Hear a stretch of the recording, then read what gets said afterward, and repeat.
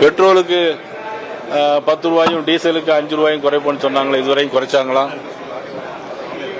இல்ல காவிரி குண்டாறு இணைப்போன்னு சொன்னாங்களே, இணைச்சாங்களா? உங்கள் தொகுதியில் முதலமைச்சர் நான் முதல்வன் திட்டம் ஏதாவது நிறைவேற்றினார்களா?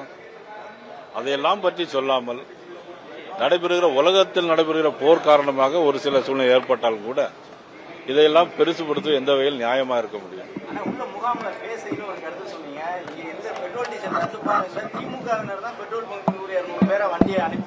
உண்மையில் நம்ம இப்ப நீங்க நேற்று திருப்பதியில வாங்க கிடையாது. இங்க பாத்தீங்கன்னா ஒரு நரேட்டிவ் செட் பண்றாங்க.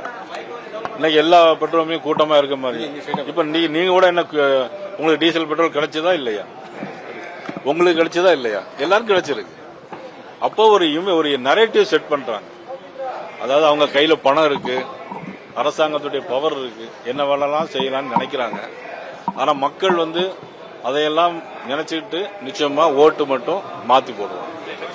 திமுக கூட்டணி தமிழகத்துல வலுவா இருக்கு, அதை எதிர்க்கக்கூடிய அளவுக்கு தமிழகத்துல மாற்று கூட்டணி உருவாகலன்னு விசிகே சொல்றாரு.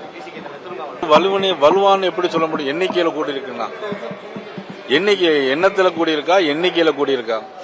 மக்களுடைய எண்ணம் தான் முக்கியம். மக்களுடைய எண்ணம் இன்னைக்கு மனம் மாறி இருக்கிறது. ஆனா இதுக்கு முன்பு உள்ள பொது தேர்தல் எடுத்து பாருங்க.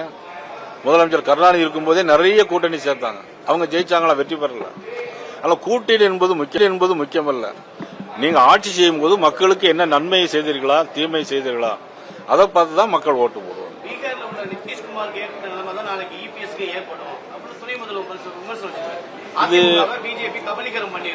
பீகார்ல நிதிஷ்குமாருக்கு என்ன நிலைமைங்கிறது உங்களுக்கு தெரியும். ஏன் அப்படிங்கறது உங்களுக்கு தெரியும். நான் இதை பத்திரிகை போட்டா நீங்க அதை வேற நீங்க பெருசா போடுங்க. ஏங்கிறது உங்களுக்கு தெரியும். புரிஞ்சுதா? பிரச்சனையை எதிர்கட்சிகள் கையில் எடுக்கிறீங்க. ஆனா தமிழக அரசு மக்கள் நடவடிக்கை எடுப்பாங்க. 17ஆம் தேதி அண்ணன் இபிஎஸ் அவர்கள் சென்னையில மிகப்பெரிய ஆர்ப்பாட்டத்துக்கு தலைமை தாங்குறாங்க. அதுல எங்களுடைய கருநாகராஜன், ஜெயபிரகாஷ், தமிழிசை திருநெல்வேலியில் கலந்துக்கிறாங்க. நான் மதுரையில் நடைபெறும் ஆர்ப்பாட்டத்தில் மதுரையில் கலந்து கொள்கிறேன். திரு அண்ணாமலை அவர்கள் கோயம்புத்தூர்லேயே கலந்து கொள்கிறார். அதே மாதிரி தஞ்சாவூர்ல டிடிவி தினகரன் அவர்கள்.